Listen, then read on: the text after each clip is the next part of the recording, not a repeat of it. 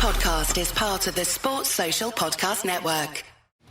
When I first took the job and I saw the calendar, I circled this one as clearly a big game. And as it turned out, it's also a big game for the program. We sit this weekend and we'll watch the Australia-New Zealand game because on the back of that, obviously, if New Zealand get the result, then we go through to WXV1 and we qualify for the World Cup, which are two big targets at the start of our calendar. But that was the result we wanted. And obviously, a little bit of a personal satisfaction going back to Melbourne, coaching against the players that I know very well, and obviously spoke highly of the Eagles team, but I did enjoy it. Welcome to U.S. Rugby Happy Hour Live. Interviews with the biggest names in American rugby. The New England Free Jacks, Major League Rugby champions. One-on-one to score. Here are your hosts, Bill Baker and that other guy.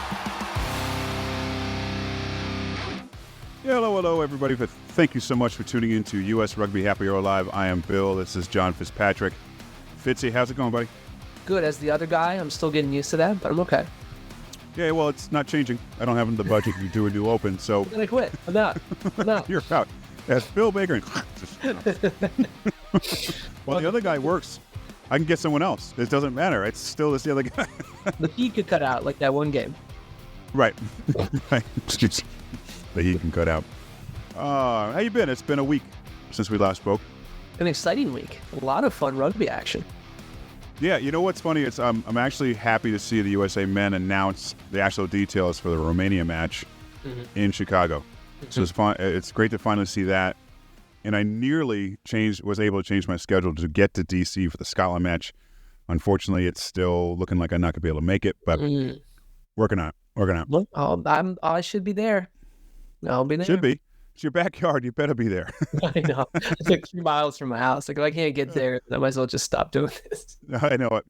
All right, we have a lot to talk about tonight. Some big news with USA Women's Rugby going on with the WXV and potential Rugby World Cup, involvement, that kind of stuff. So we're going to talk to the head coach soon. But quick, let's get some business out of the way. We do really want to thank QuickTap for sponsoring our show. They're the only sports video and analytics platform designed specifically for rugby, and trust me, it's very affordable. It's for everybody from coaches to players, any level, from D4 to pro. Check out getquicktap.com and use the offer code HAPPYHOUR.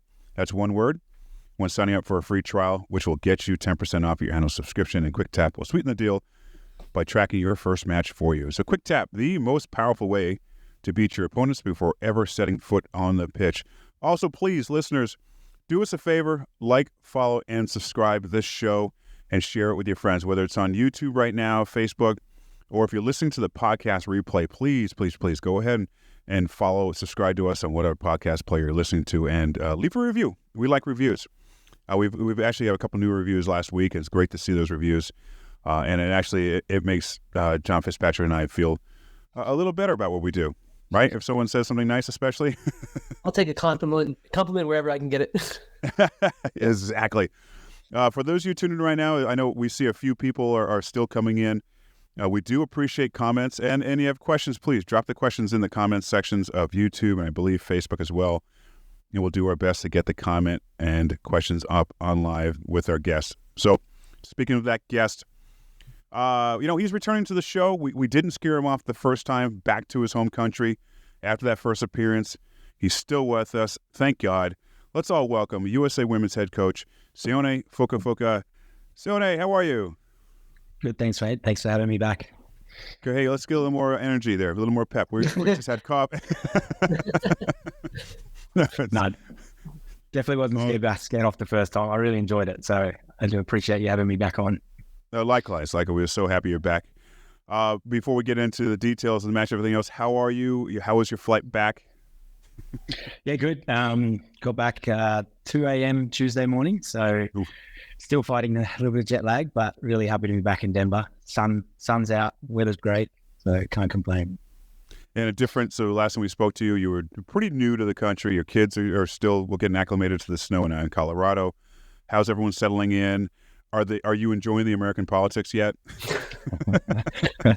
To be honest, I've kept myself away from American politics. But Good idea. The family's definitely loving being in Denver. Great city.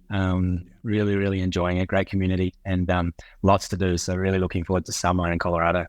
Well, Sione, I don't know if you can see this, but I'm wearing a Colorado Rockies shirt. So that's the Major League Baseball team right there in Denver. Definitely get out there and catch a game. Yeah, definitely want to get to the Rockies, also Broncos, obviously the Nuggets. So pretty cool town. Yeah, Denver's a great town. All right, first question, and then we're going to get back to the beginning of the match and everything else. Trailing 20-8 at half against Australia. What did you tell the squad in the locker room at halftime? When they come out, they stormed out and completely took control of the match.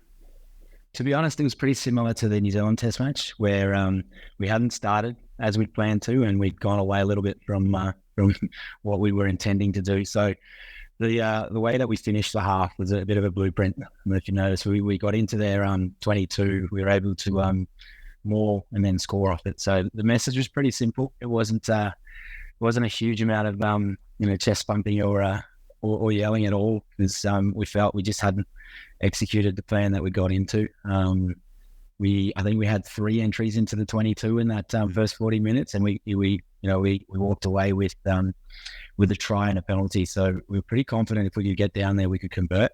Must say, really impressed with the forward pack, and obviously our set piece coach is at halftime. Going in with that maul try, our fly half Mac asked the forwards if they were pretty confident at mauling from deeper. Forwards answered yes, definitely, and that was the blueprint. So what forward's going to say no to that? Well, to be fair, we'd worked on it all week because I know a little bit about the Australian team, and it was an area that we wanted to exploit. We just didn't get the opportunities in the first half. Clearly, the second half we were able to execute a lot better and put that plan in place. And as you could see, the maul was outstanding, and we were able to play off the back of it, create momentum, and momentum's a wonderful thing in rugby. Once you've got it, you hold on to it for as long as you can. Well, and speaking of that, you punished Australia through the maul, and in meters gained, is there a stat on meters gained after the maul? It felt like you were anywhere in the pitch, you were just controlling it from there. And you said was that the game plan going in? That's where the strength was coming from? Yeah, so we knew our set piece was an opportunity to put Australia under pressure. And then clearly in the first half, we hadn't done that as consistently. One time we had it in the 22. I think they mauled in from 10 meters out, and it was wasn't easy by any means, but it was pretty well executed. So, going into the second half, pretty confident that if we got access and opportunities, we'd be pretty confident we could turn that into pressure. And as it turned out, exactly that. We got possession, we got penalties off the back of it. Like our stats the second half, in terms of penalties against, we conceded 2, whereas the first half we conceded 6. Error rate was cut, I think, by 25 down to 25%. Like, it was pretty low, and our missed tackle rate was 50% of the first half. So all the positive stats swung in our favor, and a lot of that was obviously field position and possession. So pretty happy. Sure. I mean, I think we saw how happy you were at the final whistle there. Clearly enjoyed the result there. We spoke the last time, and we understand the connection you have to Australia. Did this one just feel different? Did it mean something a little bit different or special? Oh, of course. I'd be lying if I said it didn't. When I first took the job and I saw the calendar, I circled this one as clearly a big game, and as it turned out, it's also a big game for the program. We sit this weekend and we'll watch the Canada-New Zealand game. Sorry, not Canada, the Australia-New Zealand game, because on the back of that, obviously, if New Zealand get the result, then we go through to WXV1 and we qualify for the World Cup, which are 2 big targets at the start of our calendar. To be honest, we blocked this into 4 games from South Africa through to Australia with a pretty clear intent to prepare all the way through, but that was the result we wanted. And obviously a little bit of a personal satisfaction going back to Melbourne, coaching against the players that I know very well. They were very disappointed, clearly, and obviously spoke highly of the Eagles team, but I did enjoy it. Did you have a lot of family in the house watching? Were they wearing USA shirts? I don't think I saw any. There was there was a few. There were 18 of my relatives that they rocked out with the USA flag and a couple of signs. So those Tongan people in the crowd were mine. So I'm pretty happy with that, to be honest. They made a lot of noise. You couldn't pull some strings that you should have. You didn't have a box of old USA Eagles shirts you could have handed out to the crowd and say, "Put these on." Yeah, I've already been told next time we come, I'm to send boxes of kit, because they were pretty confident they could triple the number of family members that could stand up. So next time, absolutely. The question that I had, and every coach's challenge, right, is like staying focused on the game in front. But you, the coaches, staff, the players, like everyone knew the importance, the result of beating Australia, knowing that it's a step closer for WXV1 qualification in Rugby World Cup 2025. But how do you get the players to like lockstep and focusing on just making sure they take care of the game first and let the other stuff happen? You know what I mean? Like, not thinking too far ahead, the cliche of one game at a time. How does that actually work? Like, how do you actually impart that message so that you can play 80 minutes? Yeah, I guess we started that conversation way back before the South Africa test. We had a clear map, I guess, of the 4 games that we were going to play, what we wanted to try and get out of each of them. Like South Africa, we wanted to play an Eagles brand that was new and implement systems, and we were lucky enough to obviously have the opposition put us under enough pressure that we learn a lot from it, but also allow us to play with a bit of freedom. It was nice to see the girls enjoying themselves putting those systems together. Then we knew we'd obviously hit Canada. It's a long-time rival and clearly a very good team, as they've shown in the last few weeks. They're number 2 now, highest ever ranking. And to be honest, we went into that game fairly confident that we could compete, and we were a bit disappointed with the margin of the scoreline. It was 17 minutes, we conceded 21 points, and we're better than that. We have to show it. We have to go out there and show it. And in the New Zealand test, we didn't have a lot to lose, so we actually approached that really positively. We got a chance to go out and play. We weren't expected to to get the result, so we had a little bit of freedom. Unfortunately, again, we didn't start well. That 10-minute block at the start of the game was, it wasn't ideal. But as you saw from the 10 minutes into halftime and in the second half, for the vast majority, we actually played some pretty good rugby. We created opportunities and we were competitive. So going into the Australia test, the theme for the week was process equals outcome. So exactly as you've described it, like we knew what the result would get us, but we had to make sure that we put in our processes. And even though we'd suffered 2 pretty substantial losses as a group, as a squad, we were pretty confident we were building, and there were glimpses of really positive rugby in there. We just needed to string that together. And what we asked for was 80 minutes, and that's exactly what it took. That last 2.5 minutes after the scrum, then we held the ball for 2.5 minutes. And to be fair, like, that's got to be a massive credit to the playing group, because that's a scenario we hadn't practiced, we hadn't put in place. They were led really well, communicated well out there, and closed it out nicely. I can tell you, I was writing every phase in the box, just making sure that what we were doing was obviously legal and didn't give them possession. But also, what I was really excited about is each possession went forward, so we didn't pack up shop and stop playing. It was probably a couple of phases right at the end that probably was the case. But for the vast majority of that 2.5 minutes, we actually played. Georgie Perez made a little line break down the side. I thought you were going to go.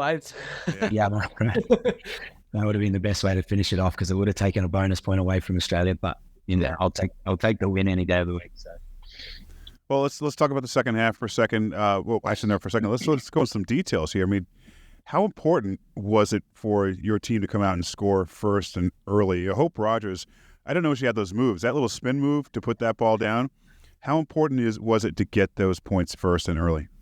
Oh, I think, from the context of the game, we went into the half being scored against. So, we needed to be first.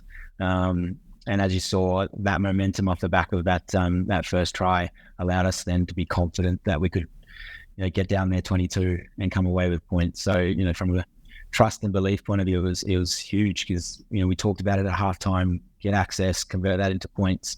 And when you can see that on the field and you can see that belief in the playing group, then I think it was 2.5 minutes later, we were back again. So massive. And like, speaking of hope, almost, well, you probably say best player on the field, played 75 minutes as a loose head prop, got through a mountain of work, but it wasn't, one-off carries. There was footwork in there. There was, a whole lot of skill and effort. And then there's probably one thing about the USA Eagles: get within 5 meters, Hope Rogers pops up. She's 9 times out of 10 you're going to end up over the line. So, it was a fantastic effort from her, but also from the team to get her there.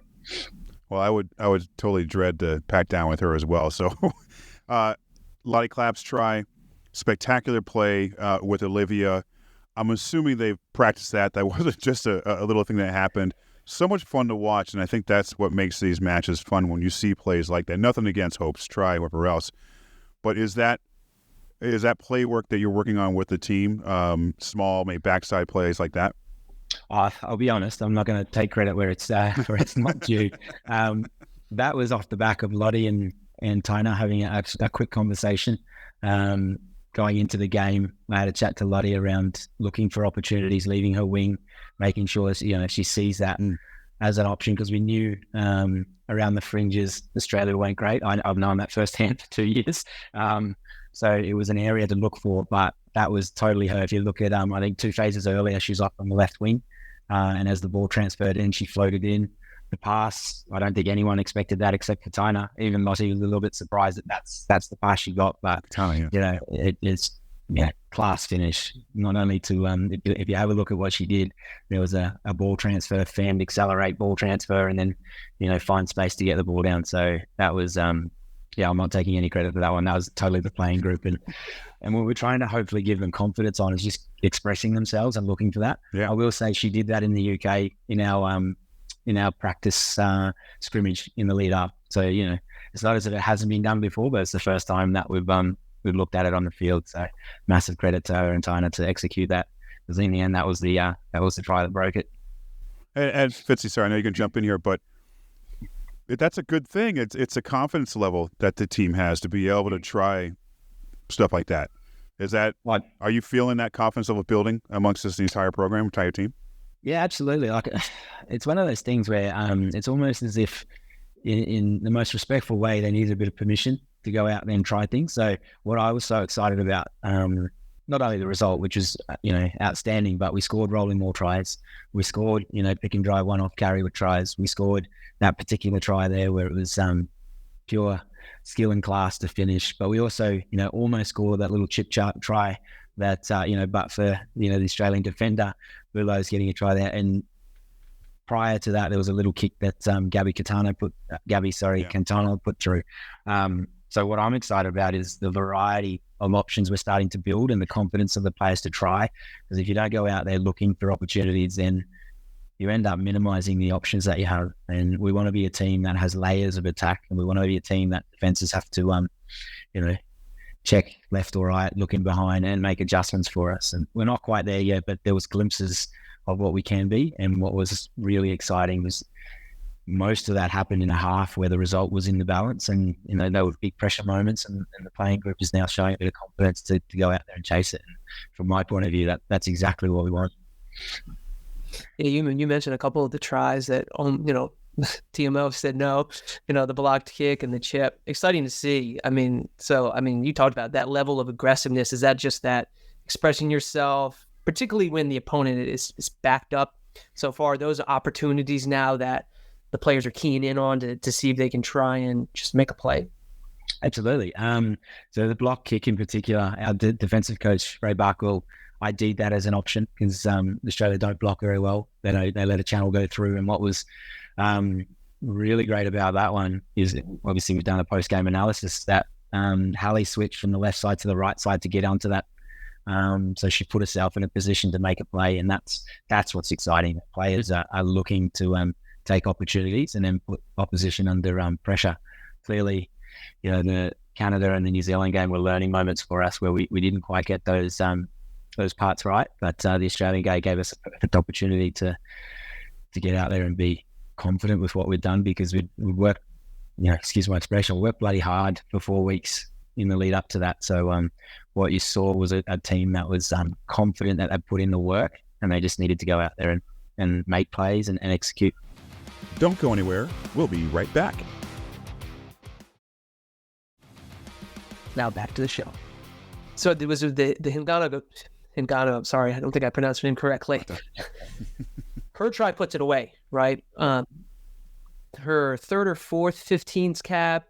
She's 15. She's 7s. Are you pushing her to, stick it out 15s full time, or?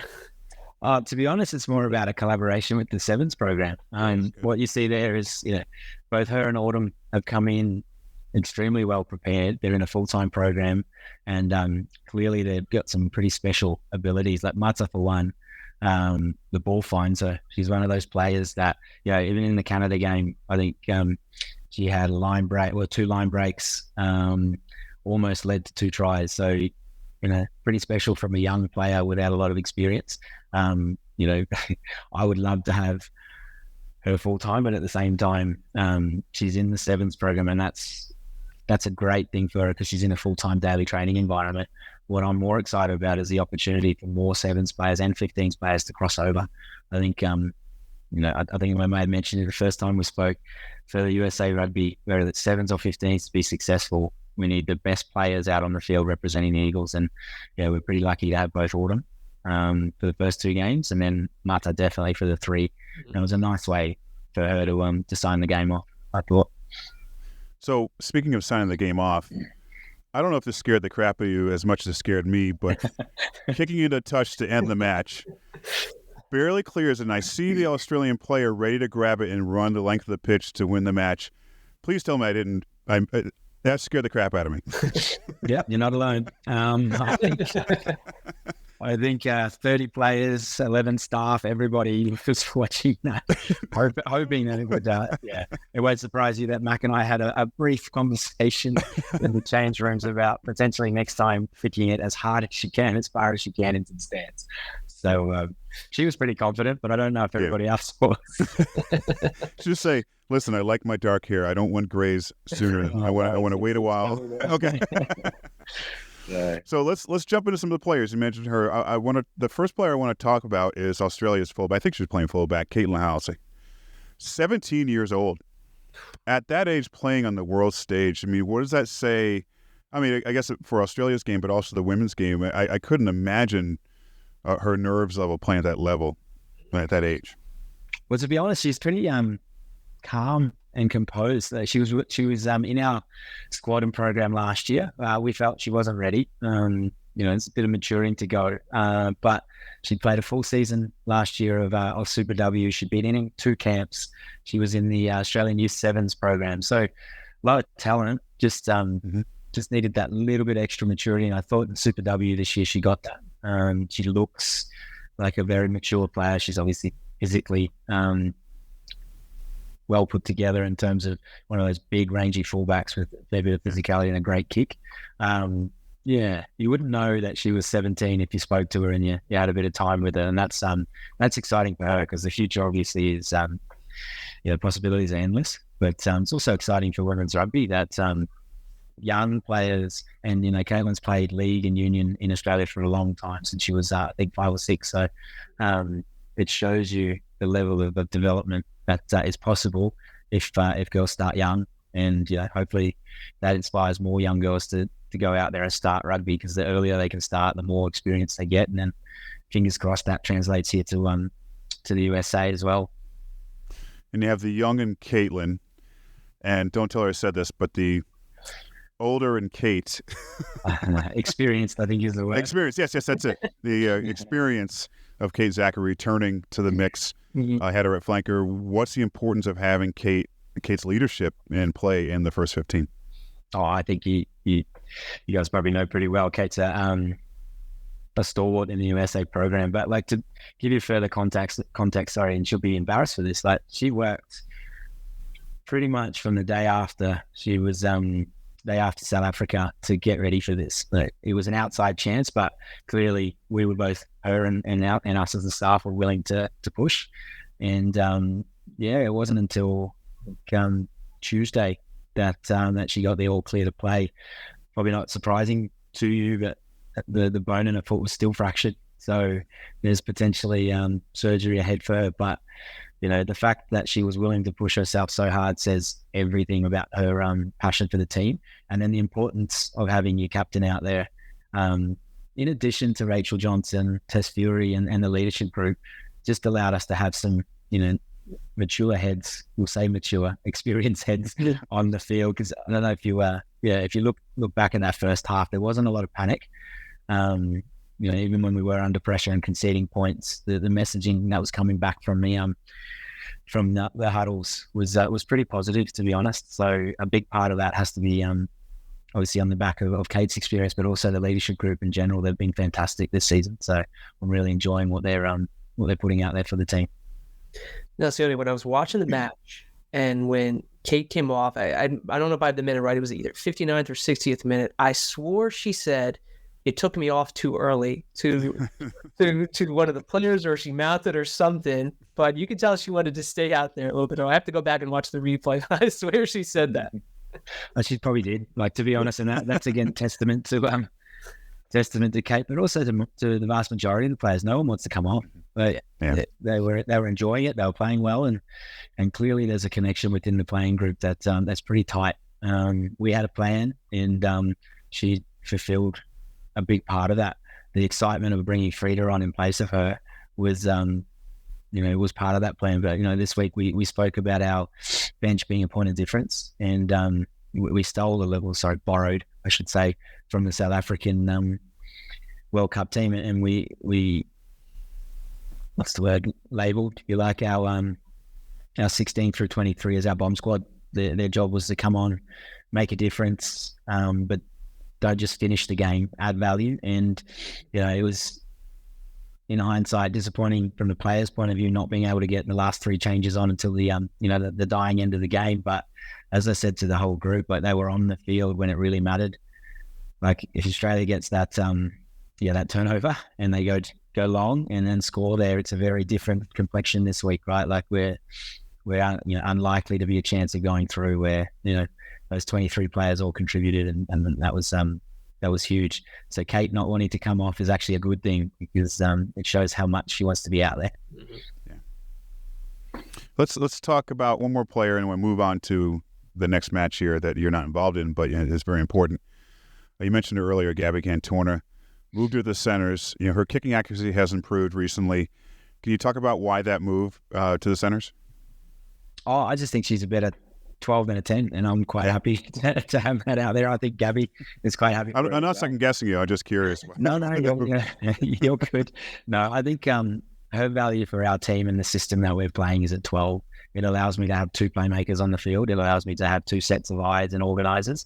As you'd see in that second half in particular, while Mac's driving and the point of contact in terms of organising and calling, and allows Gabby to then be that second organiser, that second receiver, and the ball moves, which is nice. And then you layer that in with her ability her short kicking game is outstanding, and that's an area we want to keep building and keep developing. And then you put in the goal kicking, obviously a bit harder this game around. We didn't give them any easy shots, but her ability to convert 5 points into 7 points is huge going forward for us. Now, in the past, she's well known for giving previous coaches a hard time. Have you experienced that in a fun way? To be honest, no. Okay. Gabby, well, you'll have to get her on and ask her personally. But no, I thought we'd go on really well. Okay. They get on really well. I think they get on almost too well, where she's able to give the coach a hard, just get on him in a fun way. Yeah. Okay. No, from that perspective, I think she's holding back. So come back to me after WXV, and that might be different. At the moment, we're doing pretty well as it is. Good. Yes, I just wanted to ask quickly, Hope Rogers, was that just like calf cramps at the end of the game there? Not anything serious. No, Hope's played a lot of minutes, not only for the Eagles but obviously for her club as well. She's so important. It's sometimes to her detriment. We kept her on the field for a fair while in that New Zealand game, and she got a strain in her calf, so taking her off was part of the plan, probably a little bit earlier than intended, but the scrum penalties went against us, so we held her out there for a couple of extra minutes.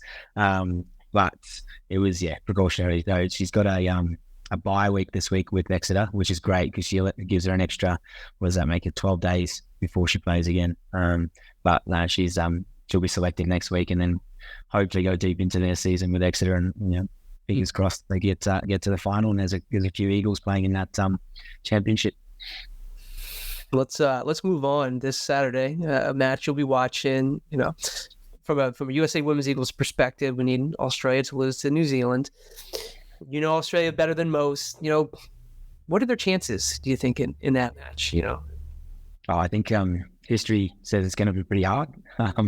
Australia is yet to beat the Black Ferns, and then you can look at it two ways. Canada's either done them a massive favour or awoken the sleeping giant, because New Zealand won't want to have a performance like they had last week, 2 weeks in a row. So it'll be tough for Australia. I think they'll approach it similar to what we did with the New Zealand game. There's nothing really to lose for them. They can go out there and play with a bit of freedom. And, from my experience with the group last year in the, not last year, 2 years ago, World Cup, that's exactly what we did.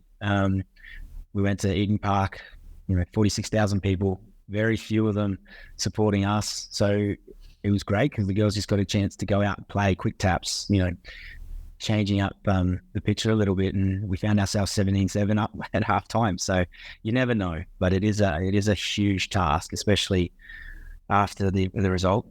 Canada never having beaten New Zealand before, so I can imagine they'll be hurting and their pride will be pretty bruised. So the likelihood is they'll be coming out firing against Australia this week. And you're looking, obviously, hoping Australia loses, and this puts you. What am I trying to say here? You reach those goals, or some goals that you set for this team, WXV1 and World Cup. I mean, there's a lot this Saturday that USA and your program can take away from this. Are your goals? I mean, are all your goals in line right now? When you took over the program, you had all these goals. This isn't just 1-2 steps. I mean, this must be a few steps forward as far as the WXV and the World Cup. Oh, absolutely. So the plan is a 2-year plan, World Cup. So if you backwards map off that, these were the first two opportunities that we had. Firstly, to qualify for WXV1, because clearly, if we want to prepare well for the World Cup, we need to be competing against the best teams in the world. If, as it turns out, Australia does, gets the result, we end up in WXV2, we did everything that we could. We won the game that we needed to win by 5 points. We gave ourselves the opportunity to be there. However, we're pretty confident that we're likely to be in Vancouver in September, October. So from that perspective, we've ticked off the first 2 boxes on the path to World Cup, but there's still a whole lot more to achieve from that. As I said to the playing group, and I'm sure you guys will be aware of this, that can't be the final step. It has to be the first. We've been good enough to beat a team that was ranked 5 places ahead of us in the world rankings, which brings us up back to 7th, which is nice because that's where we prefer to be honest. But the challenge in front of us coming forward is obviously 2 test matches against Japan, where we want to play well and keep momentum moving. There'll be some 1, if not 2, preparation test matches into WXV, and then we get to play number 1 in the world, number 3 in the world, and obviously Ireland are a team on the up, having just become professional. So really, really excited about what's in front of us. But as you say, the first 2 big goals potentially are achieved this Saturday when Australia plays New Zealand. So fingers crossed. Loses to New Zealand. Anyway, a few more questions for you. Let you go. With the Pac-4 series over for you, obviously you're waiting to see what happens this Saturday. Just said, what's in the immediate future for the team? What matches should we be looking forward to seeing coming up soon? Yeah, 2 test matches in Japan, 10th and 17th of August. So at the moment, players have returned back to their PWR and their WPL teams, and they'll be playing with them for the immediate future. We have a pretty extensive review process to go through, both from a feedback point of view for the players, but also from a program point of view. Like, we were happy to get where we got to, but as I mentioned earlier, the 2 games against Canada and New Zealand, we were pretty confident we could have performed better in those. So we'll go back and look at why we didn't and how we can improve on that. And to be fair, like even the Australia game, we still didn't start well. That first 20 minutes put us under a lot of pressure. So we've got a lot of work ahead of us to try and work out those key elements. Players will be provided with key feedback, but also some remote training plans that we want them to look at. They've now had 4 test matches together as a group with the new coaching staff, so they're pretty aware of where we want to work to. And I think you would have heard it in most of the players' feedbacks. We work hard. Like it's been a clear plan from the outset to try and develop both our skill sets, but also our physical prep. And that's hard to do in test match windows where you only have 6 days. So we get a chance now to go away and do some remote training and come back physically better prepared than we were. I know that sounds a little bit funny considering they're playing a lot of games, but they also get a chance to rest. Like some of these players have been going since basically since WXV finished last year. They went back to their clubs and we're on the grind since there. So it's a long time. So I know a lot of them are really keen to have a couple of weeks of rest and recovery and then get cracking again, because clearly that Japan test series is going to be big for us. Obviously on the back of a positive performance, but we don't want to rest there. We want to keep building. And Japan's pretty tough to navigate. They're quick. They don't go away. They play for 80 minutes, and their technical skills are outstanding. So we'll have to be very good to compete and get results against them. Well, saying everything goes right for the Eagles Saturday, would you stick with this core group that you have right now for the Japanese series, or would you try to introduce some other players to get some experience? Yeah, good question. At the moment, we're probably going to look to introduce some new players. I think what we do have is a core group that we know a lot about. We've been able to see them firsthand. Obviously, I knew a fair bit about them as the opposition coach analysing, but I've been able to get a fair bit of understanding of the core playing group. There's also some really exciting young players that we're keeping tabs on, and hopefully if they keep progressing the way we'll be able to give them opportunities. But the big thing around that is clearly we're not going to give away a jersey. They have to earn it, but we want to give them opportunities to earn it, and that's the big part to it, because I've said this a number of times, but come into 2025, we want the best 30 female women's rugby players pushing for opportunities to play in World Cup games. And, part of that is the core group, or part of that group will be the core group now. But there's also opportunities for players that haven't seen a lot of experience or haven't seen a lot of time to push their case, and we need to look at that, because the World Cup's going to be a tough grind, whichever pool you end up in. So you want 30 quality players. So rather learn that now than next year when it's a little bit too late. The other part to it is, and I was lucky because the test match against Australia was my 4th test match in charge. It was the Australian coach's 2nd, so we were further along the line in terms of our learning of the playing group. So really confident with our selections, really confident with the players that were on the field, that they could do the job. And we were able to go into that game pretty confident that if we played to our potential, we could get the result. Really cliche. Well, speaking of 2025, and certainly I think one of the exciting developments we've seen over the last month or so has been the development of elite women's rugby, right? That just trying to launch, will be launching in 2025. I guess, from your point of view, do you have a preference like where most of the women's Eagles play, whether it's here in the U.S., overseas, or is it wherever they can just play the best club competition, I guess? Yeah, we want the players playing in a strong competition that allows them to be in a really positive daily training environment. But the better training environment they can be in, the better they can prepare, and clearly the competition can rise from there.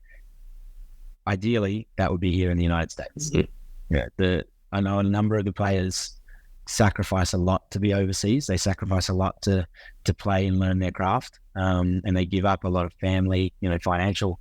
And so if we can make that happen in the US, that would be the ideal. And then obviously support that daily training environment to be as strong as it can be. And then the competition needs to be one where it's competitive week in, week out. And, at the moment that sits in the UK. hopefully within the near future, 2025 would be great. That happens back here in the US, because I can tell you that there will be other international players interested in playing in that competition. But first and foremost for us clearly are the Eagles. And if there's a domestic competition that's professional, we would like that to be well populated by representative players. All right. Last question for you, and this could be a really stupid question. I apologize if we're going to answer this one. There was some talk not long ago about possibly having a different ball size for the women's game. I don't know how serious that is, and maybe you're not the one to answer this question. Maybe, obviously, the women playing the game would have more input on it. But what's your take on that, or have you heard any of the players talking about that at all? Yeah. So I'll talk about from a coaching perspective and then share a little bit about what some of the players have shared. From a coaching perspective, I don't know if you've noticed how good some of the quality of play is, and that has nothing to do with the size of the ball. England, France, if you watch the Six Nations game last year and this year, it is as good, if not better, than some of the men's games, and they play with the same ball. So the ability to develop skill sets to kick, pass with the size 5 ball is there for everyone to see. So personally, I don't think there's a requirement for it. And in actual fact, I think it's a little bit insulting to the women to think that they need something smaller. And then from a few players, and I won't say it's been many, but the few players that have discussed that with me or in front of me, they feel exactly the same. And there's a level of pride taken from the women's players in particular, that when you talk about their games, we're talking about rugby. We're not talking about it being a female game or a women's game. We're talking about the quality of the rugby. And the Australia game for us was excellent, but it also showed two teams doing what they did really well. So from a rugby perspective, it was a really positive spectacle and representation of what can be. Canada and New Zealand, exactly the same. And the size of the ball had nothing to do with that. I think if you ask most players, especially international players, they would be a little bit insulted that someone feels the need to reduce the size of the ball to show their skill set, because as far as I can see, it's on display every week. Well, I one thing I love about the women's game of rugby, it's no different than the men's. And if you look at other sports, there are different rules back and forth. And if you ask even some of your teammates that switch from basketball or whatever else to rugby, they probably would say the same thing. It's, glad to love it. We can hit people. Ice hockey, you can't hit people in beer. Sione, thank you so much for your time. I know you're probably still exhausted from your trip. Congrats on the success you've had so far in your tenure. And here's to more good luck and good luck this weekend with the other match. Thanks, mate. Thank you for having me on again. I said it last time, but really grateful that you guys are sharing the platform for both men and women here in the States, and hopefully we can keep building and developing. And if we get to Vancouver WXB1, obviously we'll be pretty excited to be a little bit closer. So if anyone wants to jump up over the border to Canada and support, we'd be really appreciative of it. And we'll keep building our brand of Eagles Rugby. And some of that was on show on Saturday. We'll do our best to make sure that that's the standard that we keep up to.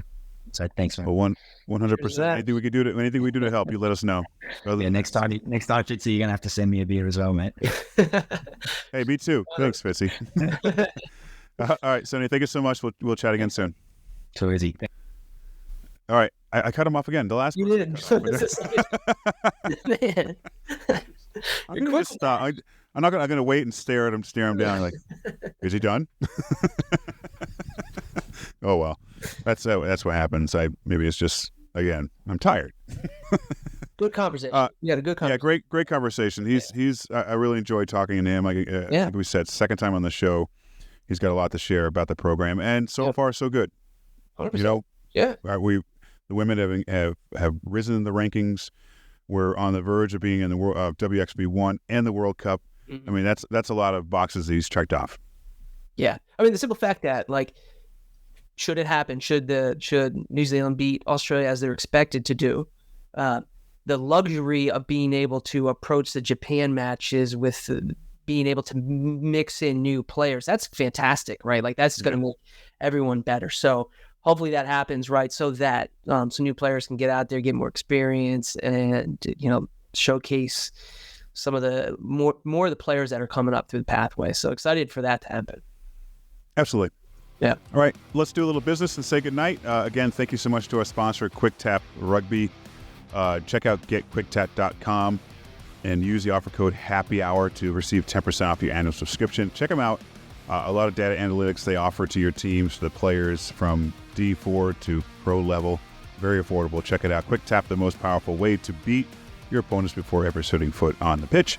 And also, please like, follow, and subscribe this podcast or this live show as well if you're on Facebook or YouTube. And again, the podcast, please leave a review, a little message, anything. And share the show with other people. I kind of forgot what I was saying there, but share the show with other people. And thanks again for tuning in. Good night, everybody. Good night, Fitzy. Sports Social Podcast Network.